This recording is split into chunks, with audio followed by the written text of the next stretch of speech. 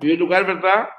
Tenemos que decir que el objetivo de la clase es conocer y comprender los elementos y componentes de la novela en el género narrativo. Recuerden, ¿cierto?, que existen fundamentalmente en literatura tres géneros fundamentales: el género narrativo, el género dramático, el género lírico, ¿no es cierto? Y dentro del género narrativo, ya además de la novela, encontramos al cuento, encontramos, ¿no es cierto?, a la crónica, al ensayo, es decir, existen distintos exponentes en el momento de narrar o contar cosas. Por mi costumbre, yo siempre ocupo, por así decirlo, un sistema de lo general a lo particular, ¿verdad? Método deductivo, que es como se denomina por ahí.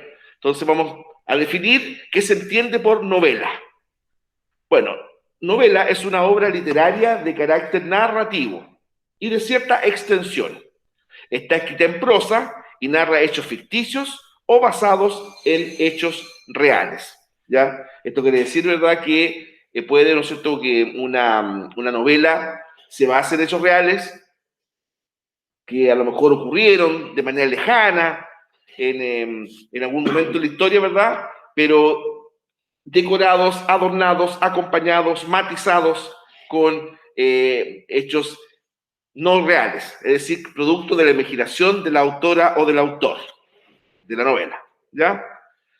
La novela es también un género literario que incluye a este tipo de obras. O sea, en ese aspecto, novela puede ser una obra, una novela, o también, cuando dice la novela, podemos hablar como un género, en llama amplio. Un género o subgénero. En algún texto ustedes pueden encontrar que novela es un subgénero del género narrativo. No hay mucha diferencia en ese aspecto. A lo mejor si uno utiliza un ordenador gráfico, o si ustedes quieren un mapa conceptual, a lo mejor podemos colocar, ¿verdad?, literatura, género literario, ¿no es cierto?, y novela sería parte de eso, o sea, sería como un subgénero, pero también puede aparecer tanto indistintamente como subgénero o como género narrativo, ¿ya? También se denomina novela al conjunto de obras novelescas de un autor, época, lengua o estilo, ¿ya? Ciertamente todos estos elementos influyen al momento de categorizar o estudiar la novela, ¿ya? Ciertamente, por ejemplo, la novela inglesa tiene su perfil propio, la novela estadounidense, la novela española, en Latinoamérica, por ejemplo, la novela chilena, peruana, venezolana, colombiana, etc. Hay elementos que caracterizan fundamentalmente la idiosincrasia de cada país, ¿no, verdad? La forma de ser, costumbres, dichos, creencias. Eso va matizando ciertamente. Pero a pesar de eso, a pesar de que algunas novelas tienen un marcado acento regionalista, local, ¿verdad?, de todas maneras han adquirido importancia internacional. Estoy pensando, y lo adelanto, ¿verdad?, Cien años de soledad, ¿verdad?, esta novela del gran escritor colombiano Gabriel García Márquez, por ejemplo. Bueno, en ocasiones se utiliza la palabra novela también para referirse a una invención, mentira, embuste o ficción. ¿Se acuerdan que cuando hablamos de cuento era como parecido? ¿Verdad? Cuento como sinónimo de mentira, de embuste, ¿no es cierto? Como decimos en Chile, chamullo. ¿Ya? Bueno, novela se usa menos en todo caso. ¿Eh? Yo diría que ese aspecto novela se utiliza más bien para, y sobre todo, ¿verdad?, en la actualidad, con la presencia de nuestros hermanos extranjeros, ciertamente como sinónimo de teleserie. La novela, por ejemplo, novela colombiana, novela venezolana, novela puertorriqueña, ¿verdad? Bueno, nosotros en Chile, la palabra original nuestra para eso, referirnos a eso, es teleserie. Teleserie. Ahora, por influencia, ¿verdad?, extranjera, yo he escuchado que mucha gente dice las novelas, o telenovela, pero originalmente aquí en Chile decíamos teleseries, ¿ya? Bueno, esta palabra procede, novela, del italiano, novella, ¿ya? Entendida como noticia, narración o relato novelesco, ¿ya? Noticia, narración, relato novelesco. Lo cual hace un tema bien interesante allá. Novela también se entronca con novedad. De eso tiene la misma raíz, pues, novedad. Buena nueva como noticia, ¿no es cierto? Novedad.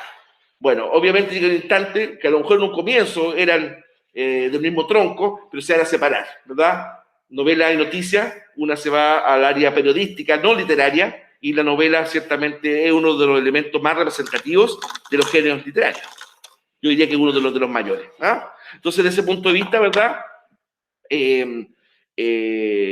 Grandes escritores a nivel internacional han desarrollado todo su talento a partir de la novela, porque, como vamos a ver a continuación, ¿verdad?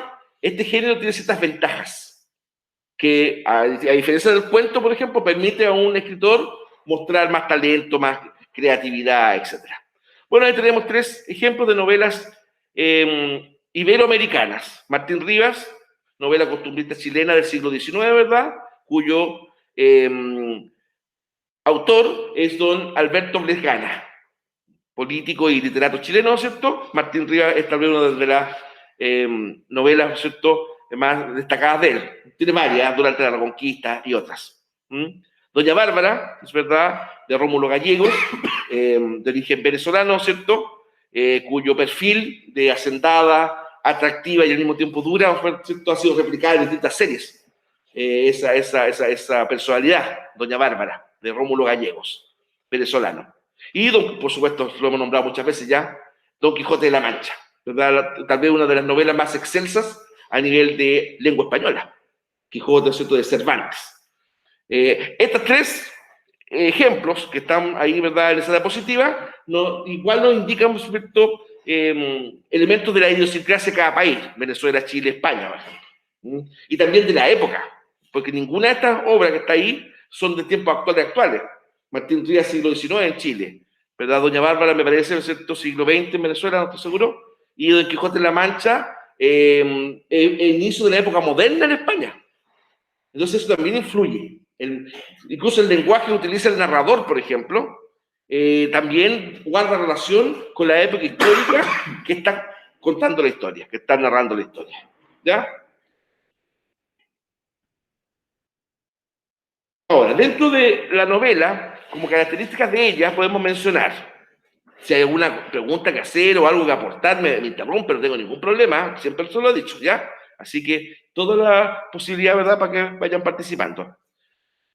Por ejemplo, ¿qué características podemos considerar en la novela? En primer lugar, narra hechos reales o ficticios, pero creíbles, ¿ya? Reales, ficticios, pero creíbles. Hola. Hola. Muy bien, pues. ¿Qué significa reales, ficticios, pero creíbles? Que a pesar de que no sean ciertos estos hechos reales o ficticios, ¿verdad?, pero tienen una lógica que da cierta verosimilitud a lo que se está empleando. Voy a hacer un stop, muchachos, porque me estoy ensayando bien. Ya. Bienvenida. ¿Cómo se llama? ¿Perdón? Ya, Heidi. Muy bien, paciente. Una persona que aquí tengo unos compañeros tuyos por forma remota, ¿verdad? Así que ahí te vamos a proyectar la clase de hoy día. Estamos en la novela. Todo este material te llega. Entonces, como que no es mejor, no es necesario escribir lo que tú ahí vas a ir viendo, porque ralentiza, o sea, todo fundamentalmente. Así que te vas a estar, a lo mejor, de repente alguna idea, ¿verdad? Como algo más puntual, puedes considerarlo, ¿ya? Bienvenida, Heidi. Estamos hablando de la novela, ya novela como género literario. Ahí van a aparecer distintos elementos característicos de este género. ¿Ya? Antes que tú llegaras, ¿verdad?, le había dicho a tus compañeros que, por ejemplo, me voy a devolver un poquito, que novela, la palabra novela viene del italiano, novela con doble L, que significa noticia, narración. ¿Ya? De ahí, de este mismo raíz, deriva la noticia como género periodístico. ¿Ya? Y también, en la otra rama, novela como, por así decirlo, elemento artístico, ¿ya? Literario. Ya.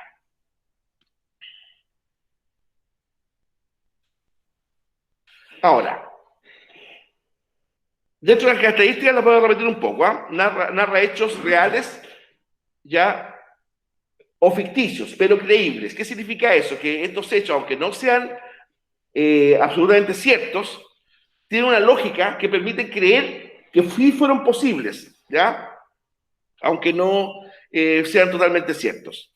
Después, predomina la narración, aunque incluye descripción, diálogo, monólogo interior o epístola. Cuando hablamos de descripción, voy a destacarlo un poco, ¿ya? Cuando hablamos de descripción, ¿no es cierto?, estamos hablando cuando tú vas contando, por ejemplo, el contexto, ¿verdad? Por ejemplo, puede ser el elemento contextual geográfico, ambiental, social, económico, político, que rodea la historia que estamos contando. No sé, pero, esta era una zona en donde había muchos cerros y muchos bosques. Es una descripción del contexto que rodea a la historia, a la narración. Después un diálogo, el diálogo de los personajes. Una novela, la base de esto no es fundamentalmente el diálogo, ¿ya? Es un relato la novela, es un relato. Pero el narrador da paso a, por así decirlo, a los personajes para que incluyan sus diálogos. Por eso ahí se establece el diálogo. Monólogo, cuando realmente un personaje empieza a hablar en primera persona y contar su mundo interior, sus sensaciones, sus sentimientos, sus penas, sus miedos, etc. ¿Ya? Es un monólogo interior. Y cuando hablamos de epístola, ¿verdad? En fondo es una carta. La palabra epístola es carta, tal cual. ¿Ya?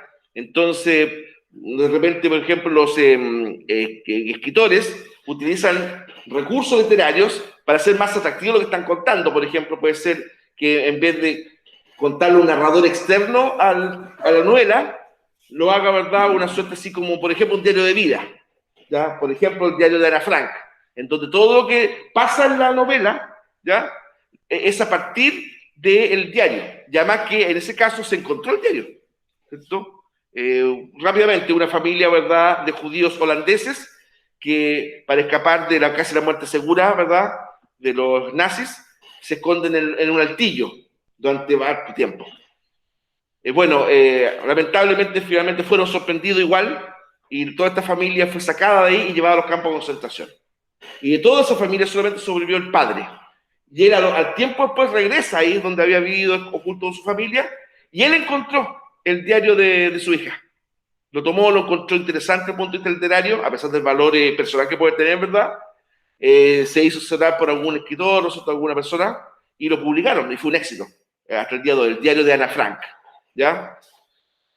O de repente, por ejemplo, en medio de la novela se puede incluir una carta de un personaje a otro o de un personaje a alguien externo a la novela, ¿ya?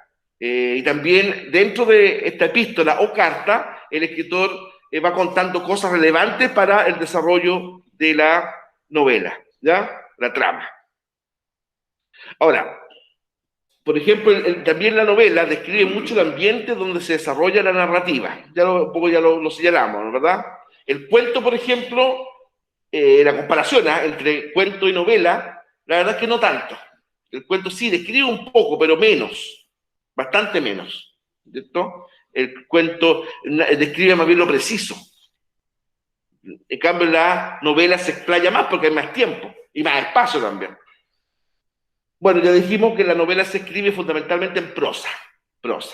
Recuerden, ¿verdad?, que uno de los dos grandes estilos de escritura dentro de la literatura, ¿verdad?, está la prosa y el verso, ¿no es cierto? La prosa se caracteriza por grandes párrafos, o párrafos nomás, no siquiera grandes. En cambio, el verso son líneas que el final de cada uno, a veces, sobre todo en la poesía clásica, ¿verdad?, rima, es decir, tiene como la misma terminación fonética de a lo mejor de otro verso. A veces, por ejemplo, son intercalados. El primer verso con el tercero, el segundo con el cuarto, ¿ya? Entonces hay dos tipos de rima asonante y rima consonante.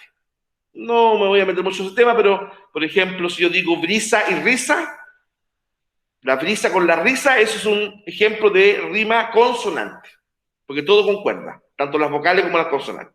En cambio, por ejemplo, si yo digo marea y, no sé, pues presea, voy a decir como medalla, ¿verdad? Marea, presea, ya, ahí sería rima asonante, porque las consonantes son distintas, ¿ven? O por ejemplo, establo, relajo. Usted ya, pero no rima mucho, claro, pero es que si uno lo coloca en el sentido de verso, puede rimar. Y eso sería rima asonante, en que concuerdan solamente las vocales. Establo, A-O, relajo, A-O. Eso es rima asonante. Cuando es consonante es que todo concuerda. Brisa, risa, no sé, pues terrón, parrón, etc. ¿Ya? Bien, el desarrollo del personaje es más profundo que de un cuento o un relato, ciertamente. Todo dentro de una novela, ¿verdad? Se puede profundizar la parte psicológica, ideológica, carácter, bondad, maldad, etc. ¿Ya? Y finalmente una narrativa extensa, las novelas tienen, miren, generalmente entre 60.000 a 200.000 palabras. Harto. 60.000 a 200.000 palabras. O entre 150 a 1.200 páginas. ¿Ya? Entonces eso ya te indica novelas, ¿verdad?, de gran extensión. El Quijote, tantas mencionado, ¿verdad?, una novela larga, bastante larga, ¿verdad? Estoy pensando, bueno, Cien años de soledad, ¿verdad? También como Cien años de soledad con Gabriel García Márquez, como el techo, se dice, ¿pa? Es como el techo de la novela latinoamericana. Las novelas de Cortázar también se le pueden un poco equiparar, ¿ya? Los venenos de Cortázar, ¿cierto? El Aleph de Jorge Luis Borges, ¿ya? Cortázar y Borges son textos pesados, ¿ah? Pesados. ¿En qué me refiero con pesado? Muy filosóficos, mucho existencialismo ahí. Entonces, no, en ningún caso uno va a leer a Borges o a leer a Cortázar pensando en un texto de aventuras, por ejemplo. ¿Ve? Pero yo quiero leer para entretenerme, sí, pero el objetivo de Cortázar, Borges, por ejemplo, no es la entretención por la entretención, ¿ya? Quien gusta de eso se puede entretener. Es como que él, no estoy haciendo un parangona, que él se puede entretener viendo un partido de ajedrez, por ejemplo. Otro puede decir, pero ¿cómo te vas a entretener viendo un partido de ajedrez? Claro, porque a quien le guste el ajedrez, ciertamente lo va a encontrar interesante, ¿no es cierto? Bueno, la novela es extensa. Tienen entre 60.000 y 200.000 palabras, ¿ya? Y 150 a 1.200 páginas. Ahora, ¿para qué fue escrita la novela? Dependiendo del objeto de la narración, puede tener dos fines muy específicos. Primero, difundir las vivencias, inquietudes y las ideas del autor, con la finalidad de influir, de alguna manera, en la sociedad a la cual va dirigida, ¿no es cierto? Por ejemplo, un autor muchas veces, o la gran mayoría de las veces, no expresa directamente sus opiniones o su sentir, sino que lo hace a través de los hechos que está narrando. Explico. Por ejemplo, a ver, Alex Haley, escritor estadounidense, ¿verdad? Autor de la famosa serie Raíces, que narra, ¿cierto?, la esclavitud, ¿verdad?, o la familia donde Alex provenía, narra con bastante crudeza los abusos inhumanos que muchas veces han sometido los esclavos negros en Estados Unidos, por ejemplo. Claro, entonces Alex Haley no dice en ninguna parte la esclavitud es mala, no lo dice. Pero lo que está contando, lo que está narrando con la crudeza de lo que estábamos ahí hablando, ¿cierto? Ciertamente uno puede deducir que el autor está en contra de la esclavitud. Si uno lee, porque es novela, fue llevada al cine, La lista de Schindler, ¿cierto? Un industrial alemán, ¿no es cierto?, que originalmente solamente se quería enriquecer y se dio cuenta que mientras más judíos pedía para su fábrica, más salvaba gente. Más salvaba gente. Y ahí en Oscar Schindler operó un cambio en su interioridad. Dejó de ser un sibarita que lo único que le quería era los lujos, ¿verdad?, y los placeres, y se transforma, ¿verdad?, en una persona muy humanitaria que empezó a pedir judíos a granel, aunque no lo necesitara. ¿Ya? Porque se daba cuenta que todos los obreros que pedía para su fábrica se salvaban de morir en campo de concentración. ¿Ya? Entonces, claro, ahí el autor de la lista de Schindler existió, ¿eh? Oscar Schindler existió. Por el autor de la novela, ¿ya?, llevada al cine por Steven Spielberg, muy buena película, y muy dramática. Evidentemente, las ideas fuerzas, ¿cuáles son? No a la ideología nazi y, por supuesto, el respeto a los derechos humanos. ¿Ya? Pero en ninguna parte dices. Uno se empapa de eso a partir de lo que está viendo. ¿Te das cuenta? La vida es bella, por ejemplo. Lo mismo, como en un contexto de horror, porque era un campo de exterminio, ¿verdad? Un padre, ¿ya?, Guido, le hace creer a su hijo que todo lo que están viviendo es un juego. Y que si el niño le obedece, pero a rajatabla, todo lo que él dice, para protegerlo, ¿verdad? Bueno, ¿cierto?, van a ganar un puntaje y se van a ganar un tanque. Maestro, hola, ¿cómo le va? Hola. Víctor.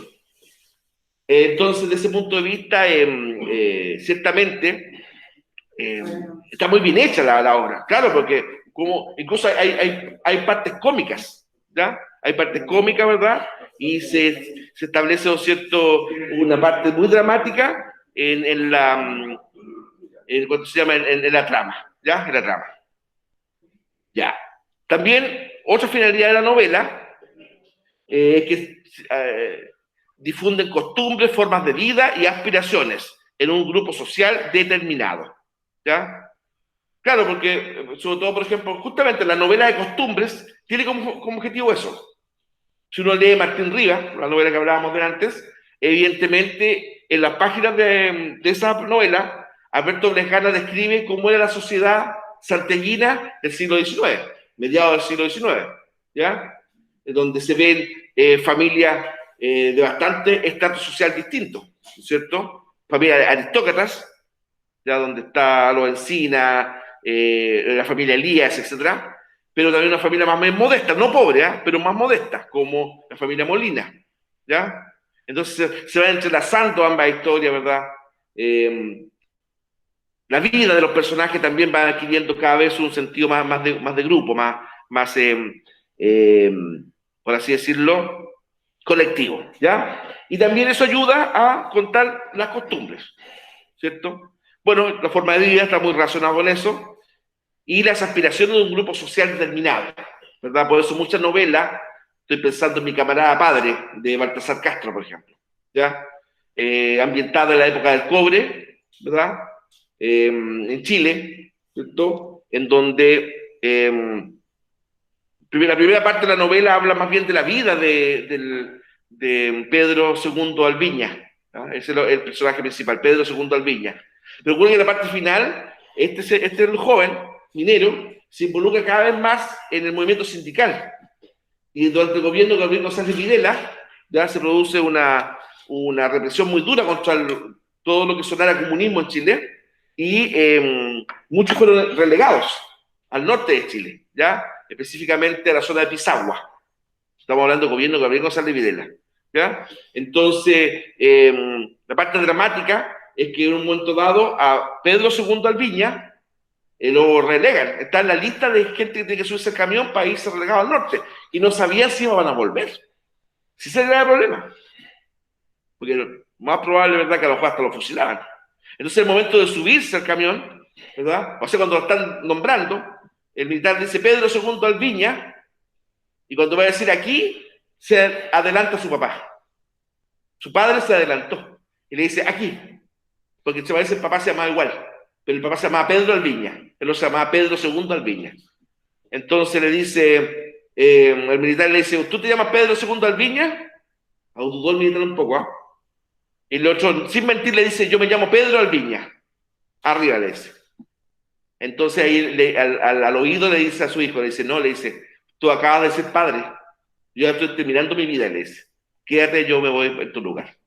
No sé, es dramático al final, ¿ya? Ese es Mi camarada padre, de Baltasar Castro. Y cuando termina, digamos, la novela, en donde desde la fila de los detenidos, Pedro II Alviña, Cegüita, como le decían, ve el camión como se aleja, entre ellos su papá en el camión. Entonces, es fundamentalmente eso, una novela política, pero que tiene una carga emotiva muy fuerte, muy fuerte. O sea, el amor de padre ahí fue tan grande que no vaciló en sacrificar su vida para que su hijo siguiera desarrollando con la de él, ¿ya? Siguiera desarrollando la de él, ¿ya? Se las dejo por si en algún sitio por ahí descargable está, debe estarlo, ¿ah? Mi camarada padre, de Baltasar Castro. Bueno, ahí tenemos 12 portadas. Pedro Páramo, ¿ya? De Juan Rulfo. Pedro Páramo es el título de la novela, ¿va? Juan Rulfo. Y Jorge Amado, el autor de Doña Flor y sus dos maridos. Una novela que dio origen a una película, ¿ya? Brasileña, donde explora una época, ¿verdad?, donde no se hablaba mucho del tema, pero el erotismo y la sexualidad desde el punto de vista de la mujer, ¿ya? Esa novela, Doña Flor y sus dos maridos, es de los años, de la década del 40, está ambientada en la época del 40 en Brasil, Por lo tanto, no había la liberalidad que hay hoy día, ¿no?, para tratar esos temas. A ver, brevemente, entonces, les puedo decir que, ¿por qué doña Flor y sus dos maridos? Porque ella primero, Flor, una agraciada joven brasileña, ¿verdad?, estaba casada con un señor Valdomiro Vadiño, decía ella, pero con él tuvo una mala vida de casada. Un hombre jugador, amante de la noche, un tanto infiel, bohemio. Y fíjense que en el contexto de la bohemia, él le da ataque cardíaco. Claro, él le da un infarto, ¿verdad? Y muere. Y al tiempo después, Flor conoce a otra persona, a Teodoro, que era todo lo contrario a Vadiño. Teodoro era el marido ideal, ¿verdad? Un tipo de su casa, la tenía como una reina, él era boticario, tenía una farmacia, un buen pasar, porque con el anterior, Flor tenía que hacer, pero dibujos para alcanzar la plata, y más encima a veces no se la quitaba para ir a apostar. No, si Vadiño se las traía. ¿Cuál es el gran problema? Y ahí viene el conflicto de la película, ¿pa? Ocurre que mientras Vadiño era un tipo muy buen amante, tenía muy buenas amatorias, Teodoro no era muy bueno en la intimidad.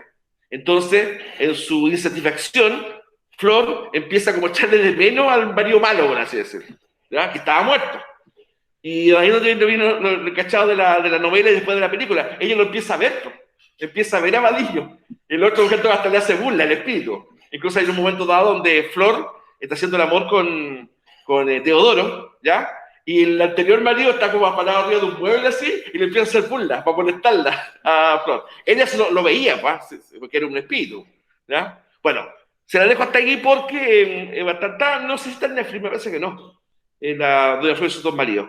Pero ahí fíjense, miren lo que es la cosa. Teodoro le daba 800.000 patadas a ellos. Era un pedazo de marido. Pero lamentablemente tenía ese defecto. En cambio, Vadiño, que era más malo que matar la guata, era buen amante. Entonces ahí estaba como el conflicto, ¿eh? Por eso, de alguna manera, igual Flor lo echaba de menos al otro, al malo, digamos, por así decirlo. De hecho, la mamá de Flor amaba, no quería creerla que después la Flor se había casado con Teodoro, ¿no?, porque de verdad la tenía como una reina a su esposa, ¿no? Bueno, ¿dónde fue su marido? En su versión novela, el libro, y la versión también telenovela de película, ¿ya? Ahí protagonizada por Sonia Braga, José Wilker y Mauro Mendonca. Mauro Mendonca. Bueno, la parte fundamental de una novela son, volvemos a la parte teórica, la introducción. Es como una parte muy importante de la novela. Es la parte inicial de la narrativa donde se anuncia el tema e inicia el desarrollo de los conflictos, o presenta a los personajes con sus características físicas y psicológicas. Además, describe el ambiente, ¿ya? La introducción, ¿verdad?, establece el fondo de lo que se va a tratar la obra. Presenta a los personajes, describe más o menos, sin agotar el tema, pero describe más o menos, ¿verdad?, el entorno, en la parte geográfica, social, etc. Eso se produce en la introducción, ¿ya? En el fondo, durante la introducción, el escritor o la escritora nos establece, nos pone como al corriente de qué va a tratar la obra. El nudo es la parte central de la narrativa donde se enlazan los conflictos o acciones para alcanzar un punto máximo, ¿ya? El nudo generalmente también se llama trama o desarrollo. Por eso el nudo es considerado como la parte más importante dentro de la novela, ¿ya? El nudo. Y el desenlace, ¿ya?, está considerado como la parte final, debido a que los conflictos o acciones de la narrativa, después de haber alcanzado un punto máximo, desencadenan acciones que pueden ser felices o infelices, lo que dependerá del objeto planteado en la narrativa, ¿ya? Entonces, el desenlace en el fondo es cómo concluyó la historia. Ojo, hay desenlaces que son abiertos, en donde el lector tiene toda la libertad como para deducir lo que va a pasar, ¿ya? Tiene toda la libertad, como que el escritor como que lo deja en suspenso, digamos, lo que va a ocurrir, ¿ya?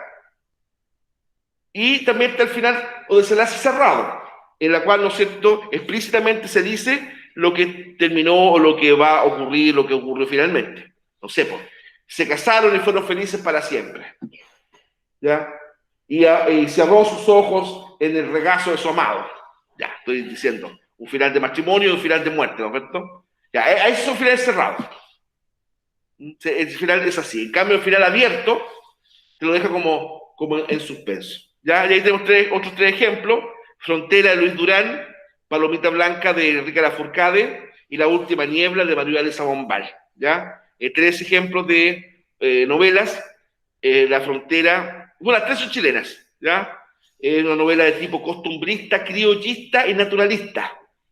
¿Ya? Habla mucho del campo chileno, inventada en Chile en el siglo XIX. ¿Ya? La Frontera, o Frontera. Palomita Blanca está en el contexto del movimiento hippie. Palomita Blanca. Una película en transparencia, esa película fue rodada o terminada de rodar en torno al año 73, cuando se produce el golpe de Estado en Chile. Entonces, la película, en un tiempo el rollo oficial fue destruido por la censura militar, tal cual, fue destruido. Pero afortunadamente, cuentan de que Raúl Ruiz, el autor el director de Palomita Blanca, porque el autor fue Lafourcade, se habían quedado con copias. Generalmente los directores hacen eso. Y por eso la película se salvó. ¿Ya? Se salvó. Y a los años después, pero estas copias, que eran dos, dicen, estaban perdidas, estaban extraviadas. Ya, y a los años después se fueron encontradas, y cuando vuelve la democracia, Chile, año 90, la película Palomita Blanca pudo ser exhibida con tranquilidad. ¿Ya? Igual es espesa la película, no es una película de aventuras, por así decirlo. Esa imagen de la pareja protagonista entrando desnudos a la playa, ¿verdad? En un día nublado, me imagino que con más frío. Bueno, es como un ícono de la película, musicalizada por los Jaivas. Por los Jaivas, en pleno movimiento hippie. Pero la verdad es que no es una película tan agarrable. ¿Eh? Es bastante espesa y de difícil degustación fílmica. Bueno, y La Última Niebla, de Manuel Elisa Bombal, ¿verdad? También una novela bastante osada para la época, describe, ¿no es cierto?, las sensaciones de una mujer, ¿no es cierto?, que ella, en el fondo es bastante, La Última Niebla, bastante autobiográfica. En su vida personal, por ejemplo, María Luisa Bombal tuvo hartos problemas, ¿verdad? Ella tuvo una relación con un hombre casado, ¿no es cierto?, el cual le prometía constantemente que iba a dejar a su esposa, pero finalmente nunca lo hace, y ella, exasperada por lo que cree una pérdida inminente de su amor, ¿verdad?, le dispara en plena calle. Bueno, entonces, la verdad es que La Última Niebla un poco refleja eso, esa visión femenina que hasta ese momento estaba más bien oculta. No había muchos textos en esa época en donde ponía a la mujer y sus sensaciones, ¿verdad?, y sus sentimientos tan de relieve, ¿ya? Como en el caso de María Luisa Bombal con La Última Niebla. Yo diría que María Luisa Bombal es una precursora del feminismo en Chile, ¿eh? Claro. Ella era una mujer de rango aristocrático, ¿ya? De alta sociedad. Y por esta obra y por su conducta, eso también hay que decirlo, ¿verdad?, protagonizó varios escándalos, no solamente ese. Su familia, la verdad es que bastante renegó de ella. Pero por lo menos su legado fue bastante notable y queda hasta el día de hoy. ¿Ya? Bueno, ¿qué tipos de narración novelesca podemos encontrar? Por ejemplo, la narración, esta forma de expresión es predominante en la novela donde esta puede ser. O sea, una manera, ¿verdad?, de presentar la historia es mediante la narración. Tenemos la descripción, no, perdón, la narración en primera persona. Cuando un personaje narra su propia visión de la historia, el protagonista o un personaje secundario es el narrador, ¿ya? Después, número 2, narración en tercera persona. El narrador cuenta el relato, narrador omnisciente. Entonces, en la primera, el narrador, ¿no es cierto?, es un personaje que cuenta la historia desde su óptica. Desde su óptica. En cambio, la segunda, ¿verdad?, el narrador es en tercera persona. Es como un testigo privilegiado, digamos. Y por eso se dice que él habla en tercera persona. narrador omnisciente. Omnisciente significa que lo sabe todo, o todo en relación a la historia que está contando, ¿ya? Generalmente este narrador en tercera persona no es identificable, es como una voz que va contando. Una voz que va contando.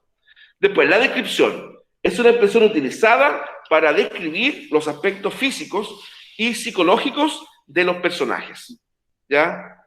Eso va a depender también del estilo del escritor. Por ejemplo, la descripción en algunos es muy somera, lo justo y necesario para darnos a entender cuál es el piso que estamos hablando, pero también, ¿no es cierto?, la descripción, ¿verdad?, puede ser muy a fondo. Yo siempre cuando paso esta materia pongo como ejemplo a Manuel Rojas. Manuel Rojas, un señor, ¿verdad?, un escritor chileno de la corriente naturalista, que hay obras que describe hasta el follaje de los árboles, con eso les digo todo. La tonalidad de las hojas. Entonces, claro, a veces se incurre en un exceso de información, que no siempre es bueno, ¿ya? Pero siempre es importante contar un poco cuál es el contexto en donde se va a desarrollar la historia. Ciertamente que sí, ¿ya? Ciertamente que sí. Ya, y el diálogo.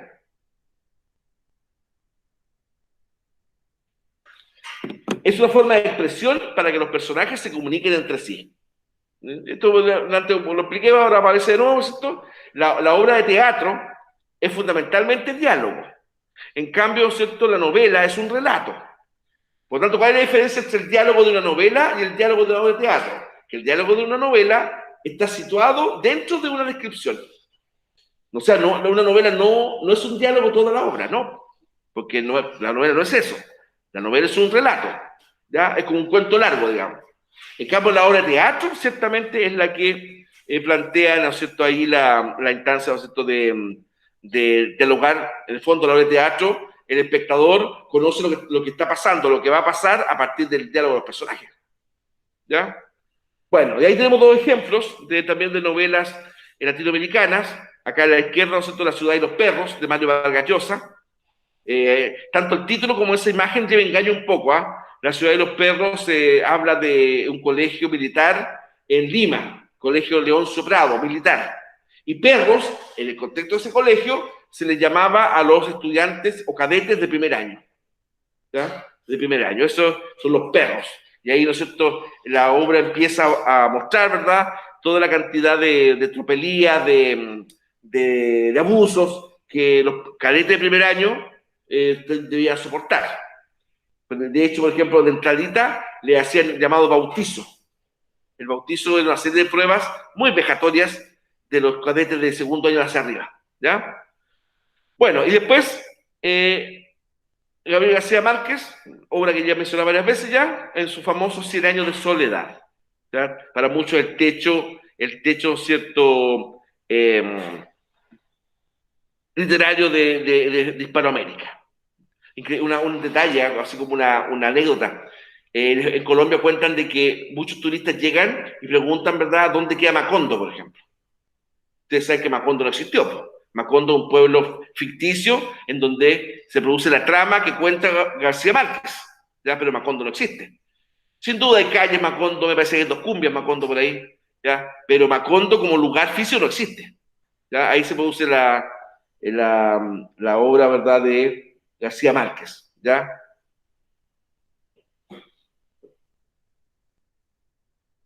Ahora, dentro también de los tipos de novelas, tenemos, ¿cierto?, la novela corta. La novela corta es un tipo de obra literaria, ¿cierto?, que se puede situar entre el cuento, perdón, el relato y la novela. La característica principal es su mejor extensión en comparación con el de la novela común, ¿ya? O sea, la novela corta tiene todos los elementos de la novela. Tiene introducción, tiene nudo, tiene desenlace, tiene personaje, pero todo está escrito, desarrollado de manera más breve. Pero no es un cuento, porque tiene más elementos que un cuento, ¿ya? Por eso que estamos hablando de novela corta. El cuento es más simple en su estructura, tiene menos elementos de desarrollo. Ya la novela corta, como su nombre indica, ¿no es cierto?, es más breve que una novela, pero es más larga que un cuento. Los temas, los personajes, los escenarios, el argumento y otros elementos de una novela corta no varían en relación con los de una novela, aunque debido a su breve extensión, algunos de ellos pueden ser simplificados. Incluso, por ejemplo, también podría entenderse, ¿verdad?, que la novela corta sería como un resumen de la otra novela. Sí y no, ¿no? La novela corta está concebida así. No es que primero se haya hecho una novela más larga, ¿verdad?, y después como que la resumieron. No, no. La novela corta está concebida para ser presentada así. Ya no es un resumen de la otra. Algunos ejemplos de novela corta son, por ejemplo, El coronel no tiene quien le escriba. ¿Ya? Esto es de Gabriel García Márquez también. El coronel no tiene quien le escriba. Y La metamorfosis de Franz Kafka. Son ejemplos en la literatura universal de novela corta. ¿Ya? ¿Hasta aquí alguna consulta, chicos, chicas? ¿Alguna duda, algún aporte? Algo que asociaron, ¿verdad?, al conocimiento previo de esto. La novela, por ejemplo, a ver, en Latinoamérica, ya saliendo para Chile, hay grandes escritores. Por ejemplo, aparte de Mario Vargas Llosa, en Perú está Ciro Alegría, por ejemplo. Ya en Uruguay, aunque vivió su mayor parte de su vida en Argentina, Horacio Quiroga. Ya nombré a Julio Cortázar y Jorge Luis Borges, ¿no es cierto? Y en Chile mucho. Ya dije Manuel Rojas, Alberto Lesgana, ¿verdad? Oscar Castro, Enrique Lafourcade, Baltasar Castro, etc. Y hay una curiosidad, a pesar de que nuestro país es tan... En Chile hay tantos novelistas, muchísimos, ¿verdad? Sus dos premios Nobel no fueron por novelas, fueron por poesía.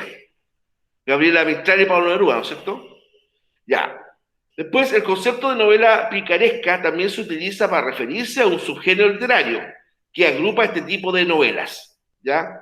De hecho, la novela picaresca, ¿verdad?, es como en el cual el protagonista es pillo, un tipo, ¿cierto?, puede ser un muchacho como el Lazarillo Tormes, que él se enfrenta a la vida pero con astucia. Su arma no es la fuerza, no es la violencia, sino que es la astucia, la picardía. Es más o menos como el personaje que encarna Guido en La vida bella. Más o menos como ese perfil, ¿ya? Bueno, algunos ejemplos de la novela picaresca son El Lazarillo de Tormes, 1554, de autor desconocido, y La vida del buscón, ¿ya? También yo leí el título La vida del buscón Don Pablos, con ese, ¿ya? Vida del buscón, esto de 1626, de Francisco de Quevedo, ¿ya? La vida del buscón Don Pablo, que cuesta, de hecho, hasta el día de hoy, por ejemplo, uno dice, no sé, pues tuve de Lazarillo, ¿qué se nos viene a la mente? Aquella persona que ayuda a un ciego, ¿no es cierto? Vente a cruzar la calle, no sé, pues de un lugar a otro. ¿Ya? ¿Por dónde viene eso? Lazarillo. Porque, ¿verdad? Lazarillo, ¿cierto? El Lazarillo de Tormes, él en un momento dado era un hombre, un niño, en un comienzo muy vulnerable, pero que él tiene varios amos. Y el primero de ellos es un ciego, ¿ya? Que no la pasó bien con el ciego muchas veces, ¿ya? Yo diría que la pasó mal, ¿ya? De hecho, por ejemplo, una de las primeras enseñanzas traumáticas que tiene ¿cuánto se llama? El Lazarillo con el ciego, ¿verdad? Es que en un momento dado el ciego le entrega una suerte así como de piedra, sonido, que tiene que escuchar, ¿ya? Y en un momento dado, ¿cierto? Le dice, toma, escucha, le dice el ciego al Lazarillo. Y cuando Lazarillo ingenuo va a escuchar, el ciego toma esa piedra o lo que fuera y le pegó. Entonces le dice, necio, le dice el ciego al Lazarillo, ¿ya? El ayudante de un ciego tiene más que saber del diablo que el diablo, ¿ya? O sea, venía la forma de enseñarle, o sea, imagínate, le pegó medio chancacazo con la piedra en la cabeza, ¿ya? Para decirle, oye, desconfía en el fondo. Un necio, el siervo o el servidor de un ciego, tiene que saber incluso más que el diablo, ¿se dan cuenta? Eso aparece en el Lazarillo de Tormes. Y de hecho, después lo deja él. Y después el Lazarillo se la hace, ¿va? Le da un salto, ¿va? Y lo deja atrapado en una ciénaga, parece, no me acuerdo bien. ¿Ya? La cuestión es que lo deja. Y el Lazarillo va teniendo distintos amos. Un escudero, ¿ya? Después, ¿no es cierto?, un hombre rico, etc. Bueno, finalmente se casa, etc. El asedio de Tormes, de autor desconocido, anónimo. Y eso se llama novela picaresca. ¿Ya? Novela picaresca. Y finalmente, no sé si finalmente, pero aquí en esta diapositiva, ¿verdad?, está la novela de aventuras. Una novela de aventuras es un subgénero literario, también un tipo de novela que narra varios acontecimientos y situaciones, en los que destacan elementos como la acción, el peligro y la valentía. ¿Ya? En el contexto, por ejemplo, del imperialismo y colonialismo europeo, surgen distintos estos relatos. La Isla del Tesoro, ¿ya?, de Robert Louis Stevenson, La Vuelta al Mundo en 80 días, de Julio Verne, El Corsario Negro, de Emilio Salgari, ¿ya? Claro, obras, ¿no es cierto?, que en el fondo, estas sí, tienen como fundamentalmente objetivo de entretener. Ahí no son obras de tipo filosófico, ¿ya?, sino que ahora más bien de tipo, ¿no es cierto?, a ver, por así decirlo, de aventura, porque te quiero decir otra palabra, no usar la misma aventura, dinámica, más bien acción, eso podría ser como la palabra más cercana a nosotros. Cuando uno, por ejemplo, no sé, pues va a un buscador de película, puede ser Netflix, puede ser Amazon, puede ser lo que fuere, ¿ya? Entonces dice ya comedia, ¿no es cierto?, reportaje, bélicas, acción, dice. Esto sería dentro de, como puedo decirlo, el género de la acción, ¿ya? Bueno, después tenemos la novela de terror, ¿no es cierto? Una novela de terror es un tipo de novela y un subgénero literario que utiliza temas y elementos relacionados con emociones como el miedo, la angustia, el suspenso, ¿ya? La atmósfera que se recrea a través de la descripción de lugares, personajes. Por ejemplo, en este momento estoy mirando por la ventana y estoy viendo una calavera, por ejemplo, ahí, detrás de la lidia, ¿eh? Y esto va a golpear. Uno se empieza a sugestionar, ¿eh? Y se imagina que yo estoy diciendo eso y de repente se abre la puerta. Yo creo que los tres quedamos pegados ahí a la viga. ¡Guau! Ya, claro, porque el escritor de la novela de terror y después del cine de terror te va envolviendo en la atmósfera para que te dé miedo. ¿No? Sí, una realidad, o sea, sí, esa es la función. ¿Te acuerdas? Si una película o novela de terror, todo el público ahí en el cine estuviera riéndose carcajada, estamos mal, pues es una comedia, ¿no es cierto? Bueno, entonces te va generando esa como angustia que apela un poco a tu masoquismo, ¿ya? Es como pagar para sufrir, ¿no? Una cuestión rara, ¿ya? Y son de un género muy, muy apetecido, ciertamente. Ahí hay tres, Drácula de Coppola, la más famosa, El Exorcista, una serie, de una época, El Exorcista con Richard Burton y Linda Blair, El Resplandor con Jack Nicholson. Entonces, mira, yo les mostraba a los chicos de la mañana y de la tarde, voy a permitir esta pequeña licencia, miren el rostro que coloca, esto fue producto de un estudio, El Resplandor le habla de un psicópata, ¿ya?, que atacaba a personas a partir, ¿no es cierto?, de un destello que veía en sus ojos, ¿ya? Miren la carita del gallo. Ya, Jack Nicholson, muy buen actor, se va a decir. Claro, sin duda él hizo todo un estudio frente al tema, ¿ya? Pues ahí en esa escena cuando él con un hacha está rompiendo una puerta para matar a una mujer ahí. Claro, esta escena del hacha. Y ahí él se asoma por la puerta rota, ¿verdad? Y por esa cara. Esa cara fue un ícono del cine de terror de los años 70.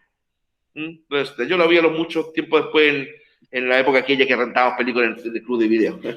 ¿Ya? Pero imagínense, entonces te da un tema. Y acá, la mañana nos encontramos con el Víctor, sería el Drácula de Coppola, permítanme. Drácula de Coppola, ahí está. Esta vez es una de las, ¿cuánto se llama? De las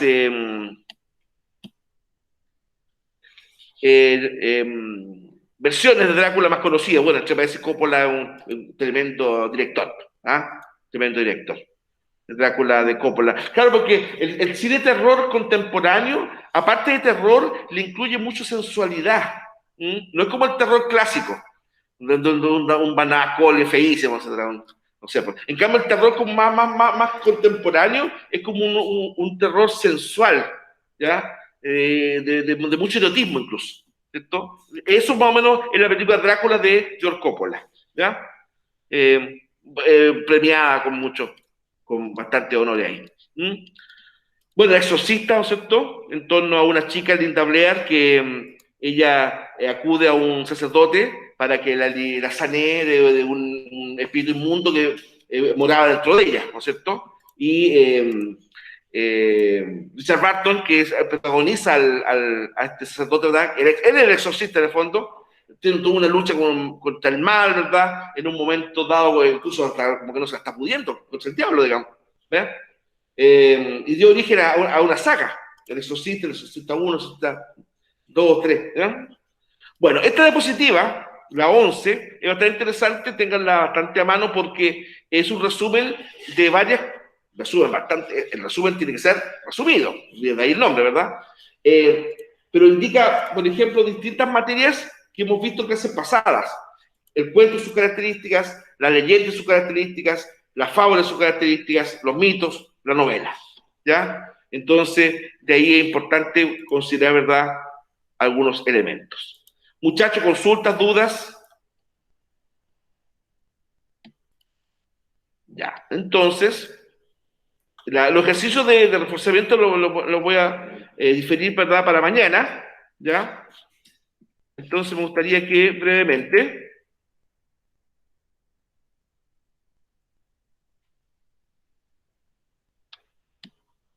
veamos lo siguiente.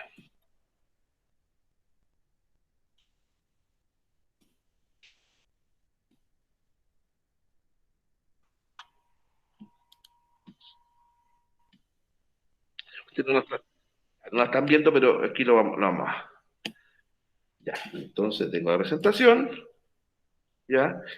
Tendríamos que dejar de grabar, ¿ah? Porfa. Ya. Ya me lo paro aquí.